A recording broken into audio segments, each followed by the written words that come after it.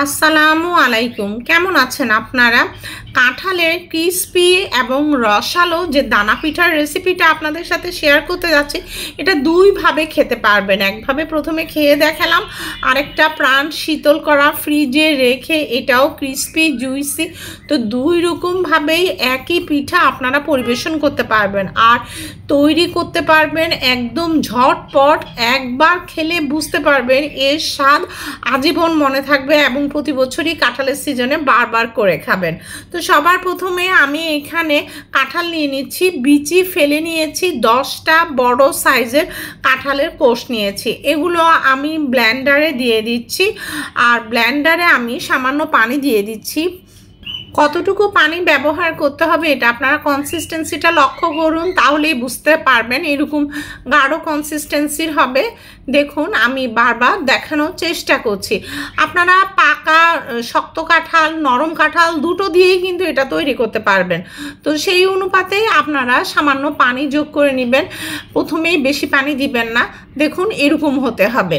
তো এখন এখানে বুটের বেসন দিয়ে দিয়েছি, মেজারমেন্ট কাপের 1.5 কাপ দিয়ে আবার ব্লেন্ড করে নিচ্ছি। এখন প্রায় 2 মিনিট সময় ধরে আমি ব্লেন্ড করে নিয়েছি। দেখুন এরকম মসৃণ হয়ে গিয়েছে।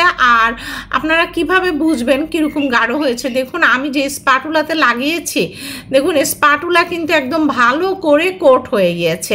এরকম কনসিস্টেন্সির হতে হবে। আর 2 মিনিট ধরে ব্লেন্ড করার কারণে দেখুন একদম মসৃণ হয়ে গেছে। আর দেখুন ঝাঁকিয়ে দিলেও কিন্তু এরপরও এটা কোট হয়ে থাকছে। এরকম কনসিস্টেন্সির হবে। তো এই পর্যায়ে এখানে আমি মেজারমেন্ট কাপের 4 ভাগের 1 কাপ পানি যোগ করে দিব এবং এখন ব্লেন্ড করে নিতে হবে একটু বেশি সময় ধরে। হাত দিয়ে ফেটালে এটা অনেক বেশি সময় লাগে। আমি 5 মিনিট সময় ধরে ব্লেন্ড করে নিয়েছি। এখন কিভাবে বুঝবেন যেটা পারফেক্টলি তৈরি হয়ে গিয়েছে আমাদের পিঠা তৈরির জন্য? এখান থেকে আপনাকে পরীক্ষা করে নিতে হবে। আমি একটা কাপের মধ্যে পানি নিয়ে নিয়েছি আর এখন এখান থেকে আমি ছোট করে একটু বেটার নিয়ে নিচ্ছি। এরপর একদম ছোট করে আস্তের উপর একটা করে ড্রপ ফেলবো। আপনারা লক্ষ্য করুন ড্রপটা ফেলার সাথে সাথে কিন্তু এরকম ভেসে উঠছে। এরকম হতে হবে। দেখুন আমি আবারও দেখাচ্ছি, তাহলে বুঝতে পারবেন। আস্তের উপর ছোট একটা ড্রপ ফেলবেন এবং ড্রপ ফেলার পর কিন্তু এরকম ভেসে উঠবে। যদি এরকম না হয়, আপনার বেটারটা ভেসে উঠছে না, সেক্ষেত্রে আপনাদেরকে আরও 2 মিনিট ব্লেন্ড করে নিতে হবে। তাহলে তারপর দেখবেন, চেক করে দেখবেন যে তখন ভেসে উঠছে। তো এখন এখানে আমি হাফ চা চামচ লবণ দিয়ে দিচ্ছি সমস্ত টেস্টটাকে ব্যালেন্স করার জন্য। আর সামান্য জর্দার রং দিয়েছি, এটা অপশনাল, সুন্দর কালারের জন্য। বেকিং পাউডার দিয়ে দিয়েছি 2 চা চামচ। এখন আমি সব কিছু আরও একবার ব্লেন্ড করে নিয়েছি।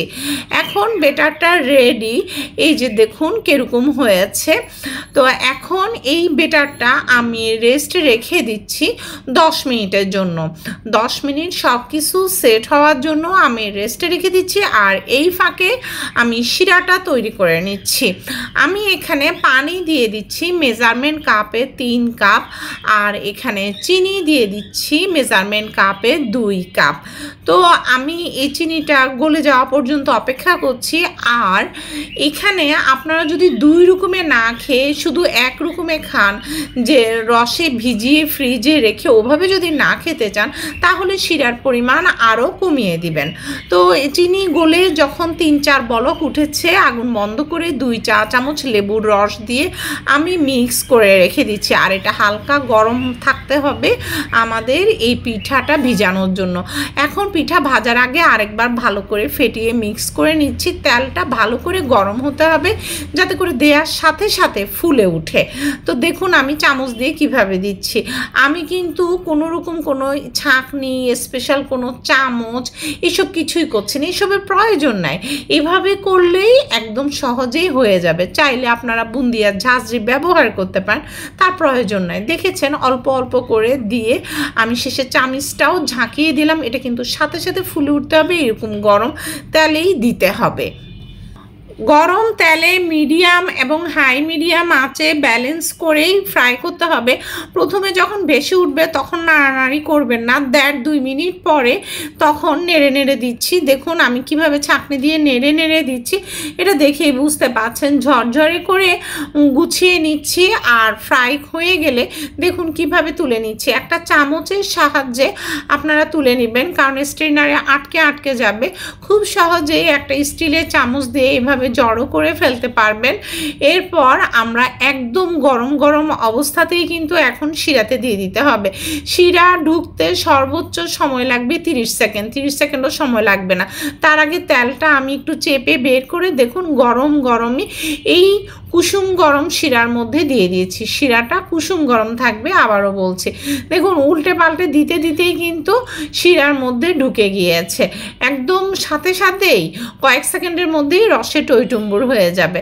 আমি আরেকবার আপনাদেরকে ফ্রাই করে দেখাচ্ছি, আপনাদের বুঝতে যাতে সুবিধা হয় এই জন্য। আপনারা দেখতে থাকুন। সেই ফাঁকে বলি সবাই ইউটিউবে চ্যানেলটাকে সাবস্ক্রাইব করে পাশে থাকবেন, পাশের বেল আইকনটা প্রেস করবেন, যাতে করে নো ফেল ক্লিয়ার ডিটেলস করা রেসিপির ভিডিওর নোটিফিকেশন আপনাদের কাছে পৌঁছে যায়। আর যারা ফেসবুকে ওয়াচ করছেন তারা ফলো দিবেন, ফলো দিলেই পৌঁছে যাবে ভিডিওর নোটিফিকেশন আপনাদের কাছে। দেখুন ভেসে ওঠার পর 1.5-2 মিনিট পরে আমি এবারে জড়ো করা শুরু করলাম, উল্টে পাল্টে দিচ্ছি, লাস্টে আবার জড়ো করে আমি নিয়ে নিচ্ছি। ব্যাস, আবারও আমি একটা চামচ দিয়ে, স্টিলের চামচ দিয়ে এটাকে চেপে প্রথমে তেল বের করে তারপর গিয়ে এটা আমি তুলে নিচ্ছি। খুবই সহজ, কিন্তু খেতে যে কতটা অস্থির স্বাদের আপনারা তৈরি না করে বুঝবেন না। যাকেই খাওয়াবেন বুঝতেই পারবে না এটা কি দিয়ে তৈরি এবং এতটা টেস্টি কেন। দেখুন উল্টে পাল্টে সাথে সাথেই নিয়ে নেবেন, কারণ সাথে সাথেই রসে টইটুম্বুর হয়ে যাবে। আমি আপনাদেরকে একটু দেখাচ্ছি এটার ভিতরে কতটা রস ঢুকেছে, একদম বুন্দিয়ার মতো। বুন্দিয়া যেরকম কয়েক সেকেন্ডের মধ্যে গরম গরম বুন্দিয়া কুসুম গরম শিরার মধ্যে দিলে রস ঢুকে যায়, ঠিক সেরকমই। দেখুন রসে একদম টইটুম্বুর, আপনারা দেখেই বুঝতে পাচ্ছেন। তো এই যে আমি আরও একটু দেখাচ্ছি, এখানে আমি এক্সট্রা কিছু শিরা দিয়ে দিচ্ছি, এভাবে করে পরিবেশন করছি। এটা ক্রিসপি জুইসি, খেতে অসাধারণ। আর আরেকভাবে যেভাবে পরিবেশন করবেন, আমি কিন্তু বাড়তি শিরা দিয়েছি, আপনাদের বলেছি ওই বাড়তি শিরাটা এই জন্য দ্বিতীয়ভাবে পরিবেশনের জন্য। প্রথমভাবে তো এইভাবে আপনারা পরিবেশন করলেন, এটা খেতে সত্যি অস্থির স্বাদে। আর দ্বিতীয়ভাবে হচ্ছে বাকি যে শিরাটা আছে শিরার মধ্যে ঢেলে দিলাম, এরপর ফ্রিজে রেখে দিলেন, আরও ফুলে যাবে। আর এই রস সহ মানে শিরা সহ খেতে সেটাও অসাধারণ স্বাদের। ফিডব্যাকটা জানাবেন। ভালো থাকবেন। পরবর্তী ভিডিও দেখার নিমন্ত্রণ রইল। আল্লাহ হাফেজ।